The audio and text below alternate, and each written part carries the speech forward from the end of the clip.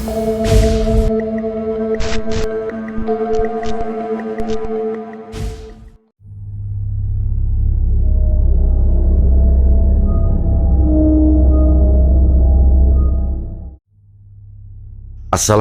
sahabat semua. Kadang niat sederhana untuk mencari tempat tinggal murah bisa membawa kita ke sesuatu yang tak pernah kita bayangkan. Cerita kali ini datang dari seseorang yang membagikan pengalamannya. Sebut saja namanya Mas Manda. Waktu itu dia masih SMP saat keluarganya pindah ke Blora. Mereka menemukan sebuah kontrakan yang tampak biasa saja. Murah, sederhana, dan sepertinya cukup nyaman untuk ditinggali. Tapi malam demi malam, ada hal-hal yang tak bisa dijelaskan. Inilah kisah nyata Mas Manda tentang sebuah kontrakan murah yang ternyata menyimpan harga jauh lebih mahal daripada sekadar uang sewa. Perkenalkan, nama saya Manda. Dahulu saya tinggal di Lamongan bersama keluarga. Namun, sekitar tahun 2010, ayah saya dipindahkan tempat kerja ke Blora. Karena tidak mungkin beliau hidup sendirian di sana, akhirnya saya, ibu, dan ketiga kakak saya ikut pindah. Kami belum memiliki rumah sendiri, jadi terpaksa tinggal di rumah kontrakan selama beberapa waktu. Saya 4 bersaudara. Kakak pertama saya bernama Rizal, lalu yang kedua Ayu, ketiga Ita, dan saya anak terakhir. Awalnya kami tinggal di sebuah rumah kontrakan yang cukup nyaman. 2 tahun kami menetap di sana sampai pemilik rumah memutuskan untuk menempati rumah itu kembali. Mau tidak mau kami harus mencari tempat baru. Beruntung, kami menemukan kontrakan lain yang masih berada di lingkungan yang sama. Jaraknya hanya sekitar 100 meter dari rumah sebelumnya. Dan lagi harga sewanya sangat murah. Hanya 2 juta rupiah setahun. Sekilas jaraknya memang sangat dekat, tetapi belakangan saya menyadari bahwa jarak pendek itu justru membawa kami pada tempat yang sama sekali berbeda. Bukan sekadar tempat tinggal baru, melainkan tempat dengan hawa yang asing dan sulit dijelaskan. Hari pindahan tiba di sore hari, sekitar pukul 2:30. Udara masih cukup hangat, langit mulai meredup, dan suasana ramai karena tetangga-tetangga membantu kami membawa barang-barang. Kami bergotong royong mengangkat sofa, lemari, televisi, dan perabotan lain ke rumah yang baru. Semua terasa wajar dan lancar sampai menjelang waktu maghrib. Saat itu hanya satu barang yang belum sempat dipindahkan, lemari piring milik ibu. Lemari itu cukup besar dan bagian pintunya terbuat dari kaca. 2 orang tetangga membantu mengangkatnya ke dalam rumah. Namun, begitu melewati ambang pintu ruang tamu, tiba-tiba angin berhembus sangat kencang. Tidak ada hujan, tidak ada tanda-tanda badai, tetapi udara di sekitar kami mendadak dingin dan menekan. Lalu tiba-tiba terdengar suara keras. Kaca lemari pecah begitu saja. Semua orang terkejut. Pecahan kaca itu bukan di bagian bawah, melainkan di bagian atas pintu lemari, bagian yang mustahil terkena benturan. Pecahannya pun tidak menyebar kemana-mana, hanya satu bagian yang retak seperti baru terkena lemparan sesuatu. Kami semua diam beberapa saat, bingung mencari penjelasan logis. Ibu segera menenangkan suasana. "Tidak apa-apa, jangan panik," katanya. Ia lalu berjongkok dan mulai membersihkan serpihan kaca itu satu persatu. Namun, di antara pecahan-pecahan kaca itu, ibu tiba-tiba berhenti. Tangannya terhenti pada sebuah benda kecil, sebuah batu kerikil berwarna abu kehitaman. Bentuknya bulat, kotor, dan terlihat seperti batu yang baru saja dilempar dari luar. Kami semua saling berpandangan. Tidak ada anak-anak yang bermain di sekitar rumah. Semua yang membantu pindahan adalah orang dewasa, dan posisi mereka pun berada di dalam rumah ketika kaca itu pecah. Tidak ada alasan logis bagaimana batu itu bisa berada di sana, apalagi sampai tepat mengenai bagian atas lemari. Tanpa banyak bicara, ibu mengambil batu itu dan membuangnya ke halaman depan. Malam pun tiba dan itu menjadi hari pertama kami menempati rumah kontrakan yang baru. Semua orang kelelahan setelah seharian mengangkat barang dan menata perabot. Hanya satu ruangan di bagian depan rumah yang masih ramai, kamar abang saya, Rizal. Di ruangan itu ada televisi tabung dan sebuah konsol PlayStation 2. Sejak sore teman-teman abang saya sudah datang dan seperti biasa mereka nongkrong sambil bermain game. Suara tawa dan bunyi tombol joystick bergantian memenuhi rumah. Saya sendiri malam itu tidak banyak bicara. Tubuh terasa lelah, tapi entah kenapa kepala saya berat seperti ada sesuatu yang menekan dari dalam. Sekitar pukul 12 malam, suasana di kamar mulai sepi. Teman-teman abang saya sudah pulang, menyisakan saya, abang, dan seorang saudara yang kebetulan menginap malam itu. Saya sudah berbaring di ruang tengah, mencoba tidur, ketika tiba-tiba dada saya terasa sesak. Tanpa sebab yang jelas, saya menangis. Bukan tangisan karena sakit atau sedih, tapi seperti tangisan yang keluar begitu saja tanpa bisa dikendalikan. Badan saya mulai kejang, kulit terasa panas. Saudara saya yang melihat itu langsung panik, memanggil ibu. Tapi ibu sudah tertidur di kamar belakang. "Kamu kenapa?" katanya cemas. Tapi saya tidak bisa menjawab. Saya hanya bisa terdiam, tubuh gemetar. Mata terbuka menatap langit-langit, dan saat itulah saya melihatnya. Di sudut kamar abang saya, tepat di samping teras gelemari, berdiri sosok wanita. Rambutnya panjang, hitam, terurai sampai menutupi wajah. Bajunya putih kusam, menjuntai sampai ke lantai. Ia tidak bergerak, hanya berdiri mematung, seolah memperhatikan kami dalam diam. Tidak ada suara, tapi hawa dingin perlahan menyelimuti ruangan. Saya ingin menjerit, tapi suara saya hilang. Tubuh saya kaku, hanya mata saya yang masih bisa melihat. Saudara saya menunduk, mungkin tidak menyadari kehadiran sosok itu. Ia mencoba menenangkan saya, menyuruh saya kembali tidur. "Sebaiknya kamu tidur saja," katanya. Ia bahkan menutupkan selimut hingga ke dada saya, berharap saya tenang. Dengan sisa tenaga, saya memejamkan mata, berharap semuanya lenyap. Tapi rasa penasaran membuat saya membuka mata lagi perlahan. Ruangan sudah kosong. Sosok itu hilang. Tidak ada siapa-siapa di samping lemari. Hanya bayangan gelap dari lampu teras yang menembus celah jendela. Keesokan paginya, saya demam tinggi. Tubuh terasa berat, kepala berdenyut, dan panasnya seperti membakar kulit. Ibu mengira saya kelelahan karena pindahan, dan saya pun mencoba berpikir positif. Mungkin cuma karena capek, batin saya berusaha meyakinkan diri bahwa yang saya lihat malam itu hanya halusinasi. Untungnya, demam itu hanya berlangsung 1 hari. Keesokan harinya saya sudah kembali sehat. Namun 2 minggu kemudian, sesuatu terjadi lagi.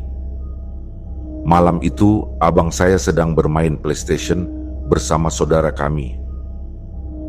Saya hanya duduk di dekat pintu, menonton mereka sambil berbaring di lantai. Entah kenapa, udara di ruangan itu terasa panas meski kipas angin sudah menyala. Saya sempat menyentuh kaki saudara saya. "Badanmu kok panas?" tanya saya. Ia hanya tertawa kecil, tidak menanggapi. Tapi setelah beberapa menit, ia berdiri dan berkata pelan, "Saya penasaran sama tempat ini." Ia keluar kamar, mengambil ponselnya, lalu kembali masuk. Tanpa banyak bicara, ia menyalakan kamera dan mengambil foto ke arah lemari di sudut kamar tempat saya dulu melihat sosok itu. 1 kali klik, layar ponselnya kemudian ia perlihatkan kepada kami. Di foto itu tampak bayangan samar. Seorang wanita berambut panjang berdiri di dekat lemari. Wajahnya tertutup rambut, dan kain putihnya tampak kusam seperti basah. Bayangan itu begitu jelas hingga membuat dada saya terasa sesak. Lalu saya pun berbisik, Itu sosok yang saya lihat malam sebelumnya. Sejak malam ketika foto itu diambil, suasana rumah menjadi berbeda. Tapi entah kenapa semua orang mulai menghindari kamar depan. Kami semua tahu sesuatu memang menempati ruangan itu. Sesuatu yang bukan manusia.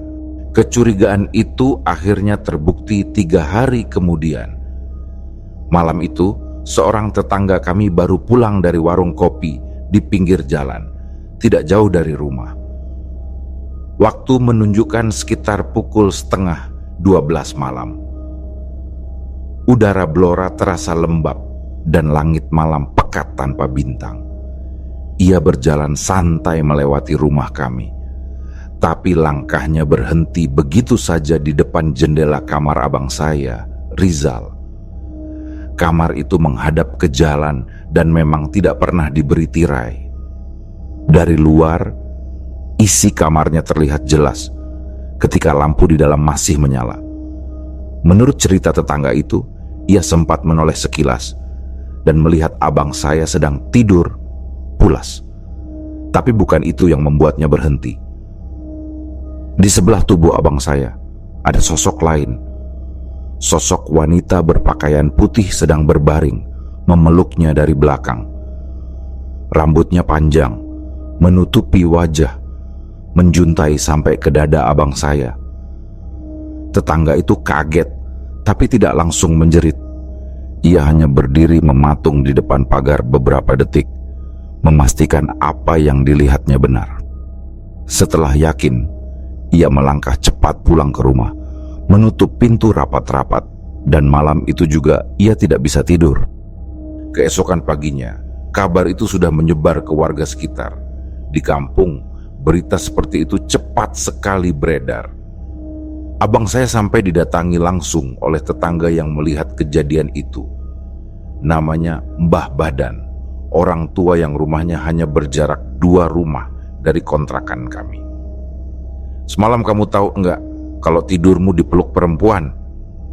Begitu kata Mbah Badan membuka pembicaraan. Abang saya mengerutkan dahi, tidak paham. "Perempuan siapa, Mbah?" Lalu Mbah Badan melanjutkan yang membuat saya merinding. "Ya jadi perempuan itu kuntilanak. Saya lihat sendiri dari luar jendela." Wajah abang saya langsung pucat. "Saya emang enggak merasa apa-apa, Mbah. Saya pikir cuma tidur sama guling," katanya pelan. "Tadi malam itu bukan guling," jawab Mbah Badan datar. "Saya lihat jelas, rambutnya panjang, bajunya putih. Kamu dipeluk dari belakang."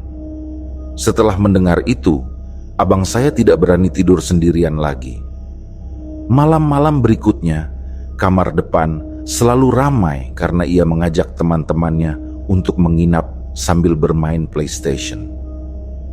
Tapi meskipun ramai, udara di kamar itu tetap terasa aneh, dingin, lembab, dan seolah menyimpan sesuatu di sudutnya. Rumah kontrakan kami sendiri punya tata letak yang tidak biasa. Halamannya dipagari 2 lapis. Pagar pertama mengarah ke kontrakan sebelah, dan pagar kedua menuju rumah kami. 1 pemilik, 2 bangunan. Di bagian paling selatan ada sebuah gudang kecil. Di belakang gudang itu terdapat 1 ruangan yang tidak pernah kami buka. Sejak awal menempati rumah itu, Bapak pun melarang kami masuk ke sana. Di sebelah ruangan tertutup itu ada kamar mandi, lalu sedikit area kosong yang biasa kami pakai untuk menaruh sepeda motor. Setelah itu barulah dapur. Semua terlihat normal, sampai kami menyadari satu hal aneh. Ada 1 ruangan kecil di sisi timur rumah. Lebarnya hanya sekitar 1,5 meter dan panjangnya 3 meter. Tidak jelas untuk apa ruangan itu dibuat. Yang membuat merinding, dinding ruangan itu selalu basah. Hujan atau kemarau, temboknya tetap lembab dan dingin seperti diselimuti air. Ketika disentuh, permukaannya licin, seperti ada uap dari dalam. "Mungkin pipa bocor," kata Bapak waktu itu. Tapi setelah dicek, tidak ada saluran air sama sekali di baliknya. ruangan itu tidak pernah dipakai. Pintu pun tidak ada, hanya bekas kusen kayu yang sudah menghitam karena usia. Di sanalah, setiap malam menjelang maghrib, hawa rumah terasa paling berat. Kadang terdengar suara samar dari balik dinding itu, seperti langkah kaki atau napas panjang. Kamar saya berada di sebelah ruangan itu, dan setiap malam saya harus tidur dengan kepala menghadap ke arah dinding lembab tersebut. Kadang saya merasa seperti ada sesuatu yang berdiri di baliknya, diam, hanya menunggu waktu untuk memperlihatkan dirinya. Sekitar sebulan setelah kejadian-kejadian aneh itu, pemilik kontrakan datang berkunjung ke rumah. Perempuan paruh baya, suaranya lembut, tapi matanya tajam, seperti orang yang selalu memperhatikan setiap detail kecil di rumahnya. Ia datang tanpa pemberitahuan, hanya ingin memastikan keadaan rumah masih baik-baik saja. Saya masih ingat, sore itu udara terasa pengap. Ibu menyiapkan teh manis di ruang tamu, sementara bapak menemaninya berkeliling mengecek genting dan tembok. "Kalau ada genting yang bocor, tolong dibetulkan ya Pak," katanya sopan. Bapak hanya mengangguk. "Baik Bu, nanti saya lihat-lihat lagi." Obrolan mereka ringan, sampai akhirnya perempuan itu menatap ke arah sebuah kamar kosong di ujung rumah. Ia melangkah masuk perlahan, matanya menelusuri isi kamar. Di sana berdiri sebuah lemari besar dari kayu jati tua menghadap ke arah jendela. Warnanya sudah kusam tapi masih kokoh. Perempuan itu mendekat lalu berkata dengan nada terkejut, "Lemari ini kok bisa dipindahkan, Pak? Karena dari dulu tidak ada satupun penyewa yang bisa memindahkan lemari ini. Bahkan waktu saya masih tinggal di sini pun, lemari itu tidak pernah bergeser sedikit pun." Bapak terdiam sesaat, kemudian menjawab, "Saya sama anak saya yang memindahkan Bu. 2 orang saja, nggak berat kok." Perempuan itu tidak langsung menjawab. Ia hanya mengangguk pelan, senyumnya kaku, lalu beralih topik. Tapi tatapan matanya saat itu sulit saya lupakan. Tatapan seseorang yang menyembunyikan sesuatu. Setelah mereka pergi, rasa penasaran membuat saya nekat membuka lemari itu. Namanya juga anak kecil, rasa ingin tahu kadang lebih besar dari rasa takut.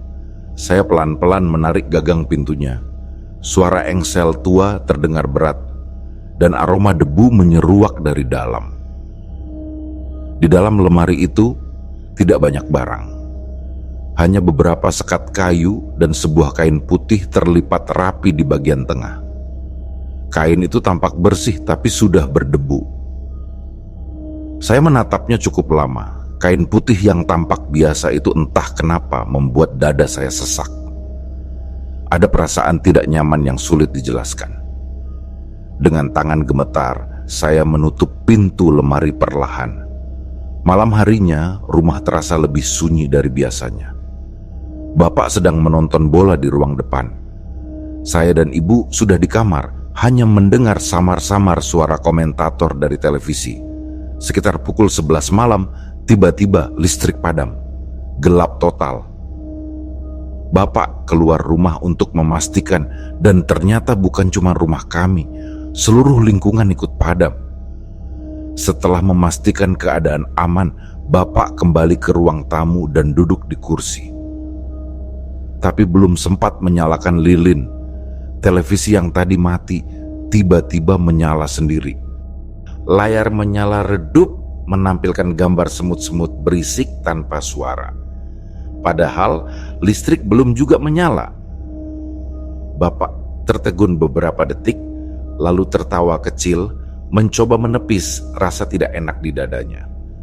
"Kalau memang ada di sini, bantu saya cari rezeki ya Mbah," katanya pelan sambil tersenyum.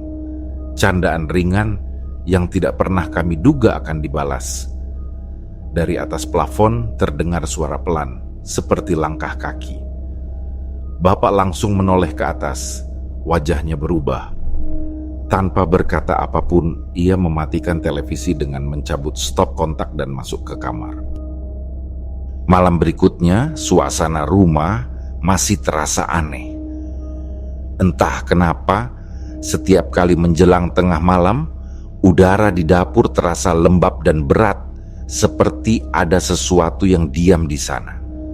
Malam itu, sekitar pukul 2, rumah benar-benar sunyi. Semua orang sudah tidur. Saya satu-satunya yang masih terjaga, duduk di ruang tengah sambil memainkan ponsel butut. Tiba-tiba, dari arah dapur terdengar suara berisik pelan, seperti sesuatu yang sedang digerogoti. Suaranya datang dari belakang lemari kulkas, jelas sekali di telinga. Awalnya saya pikir itu tikus, karena rumah kontrakan memang tua dan banyak celah. Tapi semakin lama bunyinya terdengar ritmis, pelan tapi teratur. Saya bangkit, menyalakan lampu dapur, dan berjalan mendekat. Dapur itu kecil, hanya berisi kulkas, meja kayu, dan rak piring. Tidak ada ruang lain di belakangnya. Hanya dinding dan sedikit celah menuju halaman belakang. Tapi ketika saya periksa, tidak ada siapapun di sana. Begitu ibu keluar dari kamar dan bertanya apa yang terjadi, suara itu langsung berhenti. Hening seketika, seolah tak pernah ada apa-apa. Kami hanya saling pandang, lalu ibu berkata pelan, "Sebaiknya kamu tidur saja." Saya menurut, tapi malam itu saya tahu ada sesuatu di rumah yang tidak ingin kami tahu keberadaannya. Seminggu setelah kejadian itu, giliran saya yang mengalaminya langsung. Sore itu udara terasa lembut. Angin sore bertiup dari arah kebun belakang, membawa aroma tanah dan dedaunan. Ibu sedang di depan rumah menyapu daun mangga dan kedondong yang berguguran. Sementara saya, anak kecil yang tidak bisa menahan keinginan alami manusia, buru-buru masuk ke kamar mandi di belakang. Kamar mandi itu kecil, pintunya dari kayu tua, dan di bagian bawahnya ada celah sekitar 30 cm.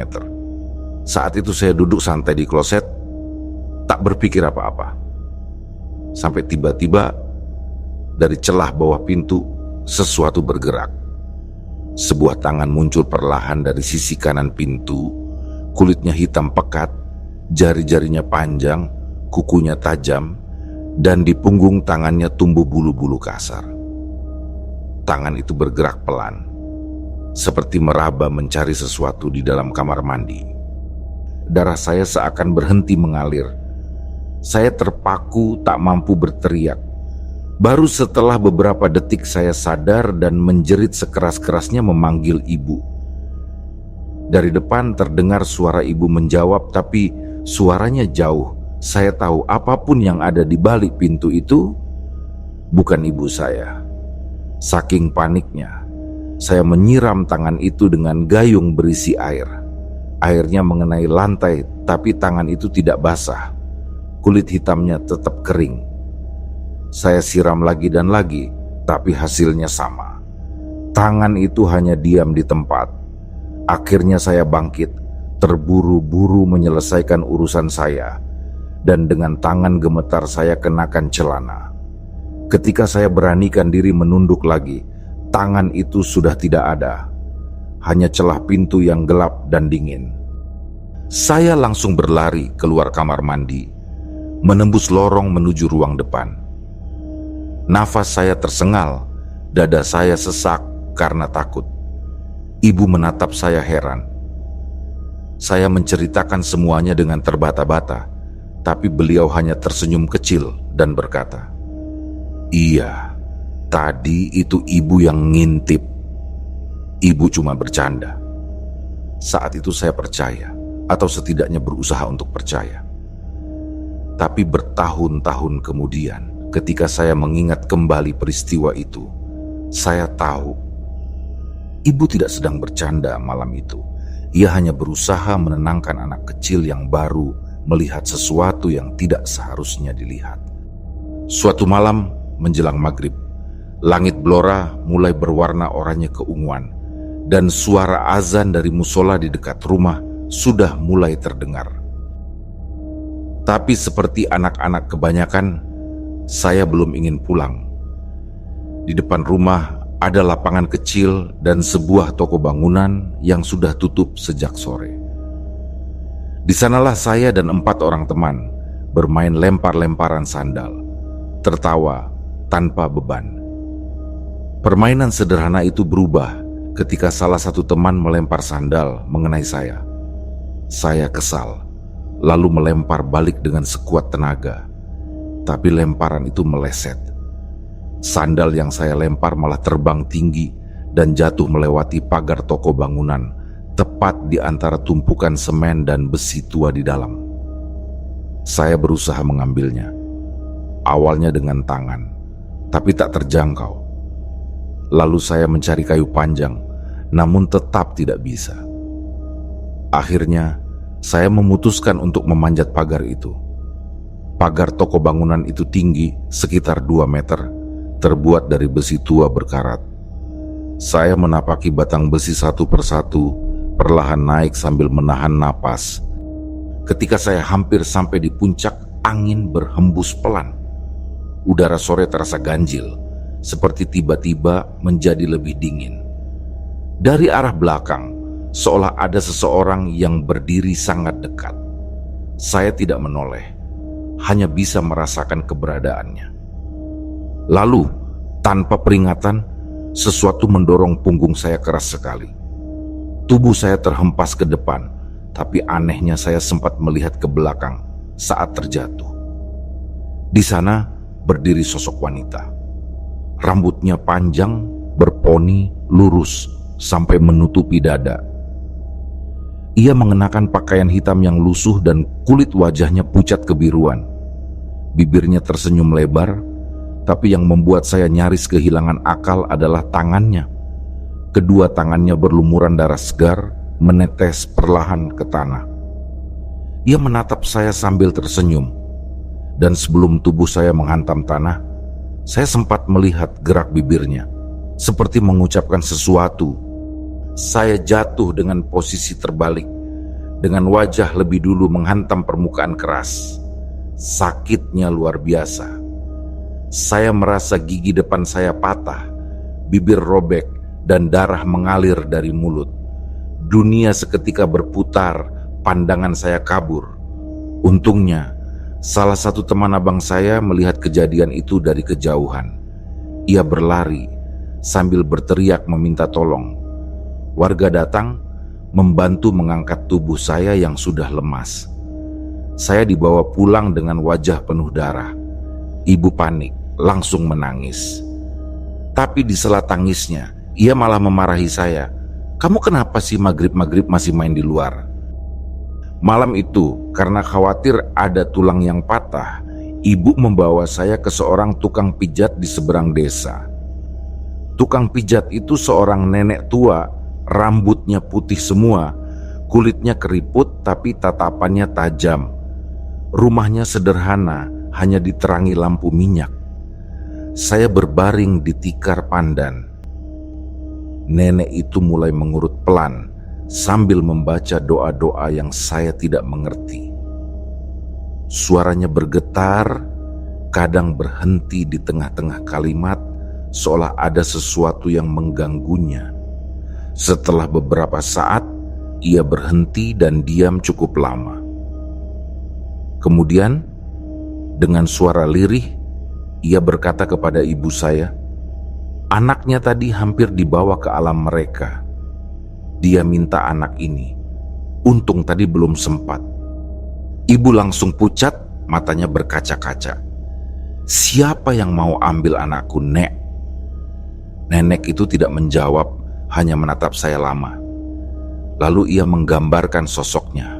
Wanita berponi, berambut panjang, bajunya hitam, kukunya panjang, dan tangannya berlumuran darah. Saya yang mendengarnya langsung gemetar. Karena itulah sosok yang saya lihat sesaat sebelum jatuh. Persis sama, setiap detailnya. Nenek itu kembali berdoa, lalu menyemburkan air dari mulutnya ke punggung saya 3 kali.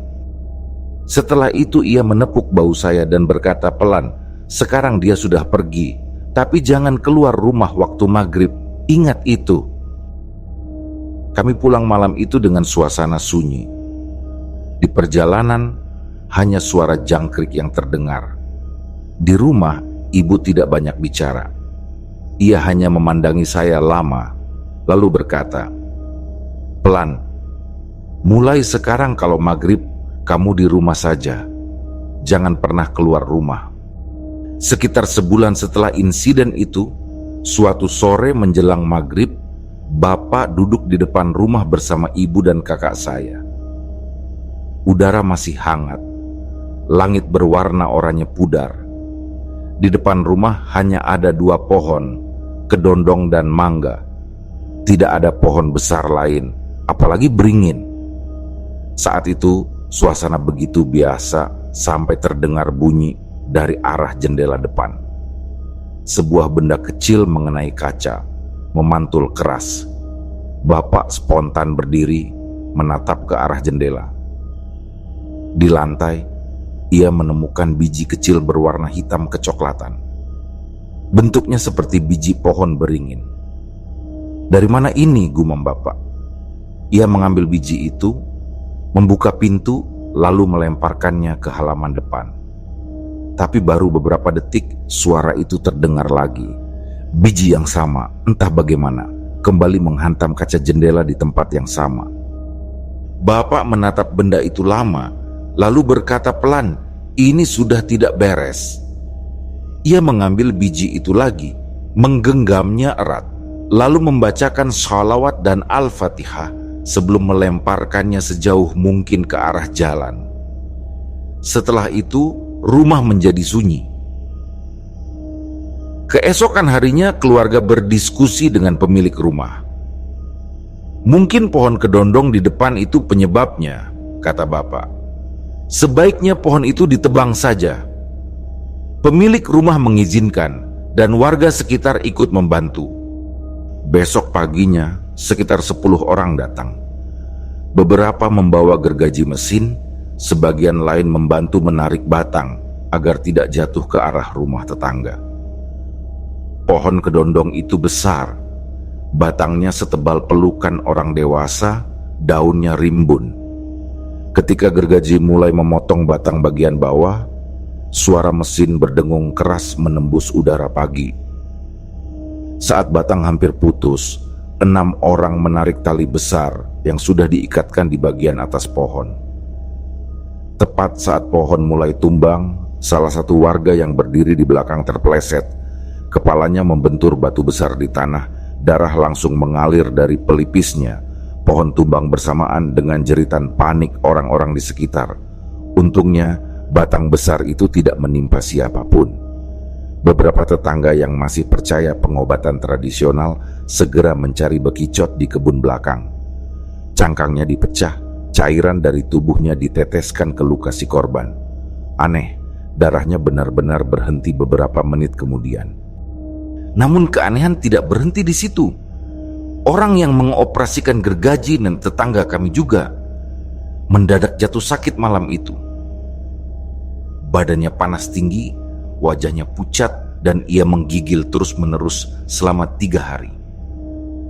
Tidak dibawa ke dokter, tapi tiba-tiba sembuh sendiri. Setelah pohon kedondong itu ditebang, rumah kami menjadi lebih tenang. Hawa rumah terasa lebih ringan. Tak lama kemudian, rezeki keluarga kami membaik. Bapak berhasil menabung cukup banyak dari hasil kerjanya, dan akhirnya kami bisa membeli rumah sendiri. Setelah 2 tahun tinggal di kontrakan itu, kami resmi pindah. Hari pindahan terasa lega sekaligus haru. Kami tidak meninggalkan banyak barang, hanya beberapa perabot penting. Semua orang tampak senang, kecuali saya. Entah kenapa, di balik rasa gembira itu ada perasaan ganjil. Hari pertama di rumah baru, saya mencoba menenangkan diri. Rumah itu lebih terang, lebih rapi, dan lokasinya juga tidak terlalu jauh dari kontrakan lama. Saat maghrib tiba, saya ikut salat di musola kecil di dekat rumah. Tidak ada firasat apa-apa. Tapi ketika saya berjalan pulang sendirian, langit sudah gelap dan jalanan mulai sepi. Di sepanjang jalan menuju rumah, tumbuh beberapa pohon pisang. Pohon-pohon itu berdiri rapat, melingkar seperti membuat lorong kecil. Saat saya melangkah di antara mereka, pandangan saya tertuju pada satu titik. Di tengah-tengah rumpun pisang itu, ada sosok yang berdiri diam, menundukkan kepala. Awalnya saya kira itu orang, mungkin tetangga atau seseorang yang sedang lewat. Tapi semakin saya perhatikan, sosok itu tampak aneh. Tubuhnya gelap seluruhnya. Tidak ada detail wajah, hanya dua mata merah menyala yang menatap dari balik kegelapan. Saya terpaku, nafas saya tercekat. Sosok itu perlahan mengangkat kepalanya. Matanya besar, merah terang, dan menatap langsung ke arah saya. Tidak ada suara, tidak ada gerakan lain, hanya tatapan itu yang membuat seluruh tubuh saya gemetar. Ia kemudian melangkah pelan, keluar dari lingkaran pohon pisang. Saya ingin lari, tapi kaki saya tak bisa digerakkan. Seluruh tubuh terasa kaku, seolah ada sesuatu yang menahan. Dengan gemetar, saya memegang batang pohon mahoni di pinggir jalan, berusaha menahan diri agar tidak jatuh. Saya menunduk, tidak berani menatap lagi. Baru setelah beberapa detik yang terasa sangat lama, tubuh saya kembali bisa digerakkan. Saya langsung berjalan cepat menuju rumah, tidak berani menoleh ke belakang. Di kepala saya hanya satu pertanyaan yang terus berputar. Apa tadi itu? Rasa penasaran membuat saya nekat. Setelah beberapa menit di dalam rumah, saya mengambil senter kecil dan berjalan ke arah pintu belakang. Pintu itu terbuat dari kayu tebal, tinggi, dan berat. Saat saya buka sedikit, udara dingin langsung masuk, membuat bulu kuduk berdiri. Begitu saya melangkah keluar satu langkah saja, tiba-tiba pintu kayu itu menutup keras di belakang saya. Saya spontan berlari sekuat tenaga ke arah depan rumah. Tidak menoleh, tidak berpikir, hanya berlari sampai napas saya habis dan tubuh saya hampir roboh. Malam itu saya jatuh sakit. Badan panas seperti terbakar, tapi kaki saya dingin sekali, seperti direndam es. Ibu membungkus bagian bawah tubuh saya dengan selimut dan kaos kaki. Tapi kepala dan dada saya tetap terasa berat. Sakit itu berlangsung 3 hari. Aneh, setiap kali ibu mencoba membawa saya ke dokter, tempat prakteknya selalu tutup. 3 dokter, 3 tempat berbeda. Semuanya tidak buka. Akhirnya ibu menyerah, hanya memijat dan memberi saya air putih hangat. Keesokan harinya saya terbangun. Tubuh saya sudah normal, tidak panas, tidak menggigil. Tapi malam itu saya tahu satu hal. Mungkin sosok itu bukan datang untuk menakuti. Ia hanya memberi salam perpisahan. Tanda bahwa meskipun kami telah pindah rumah, sebagian dari dirinya mungkin masih mengikuti dari kejauhan.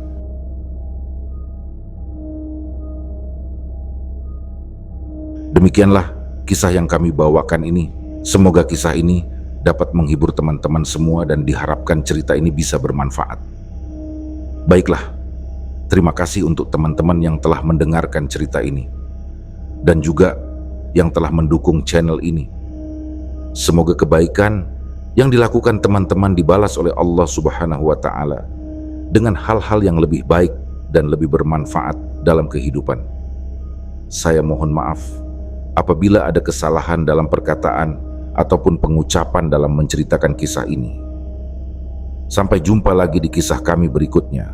Semoga sehat dan sukses selalu untuk kita semua.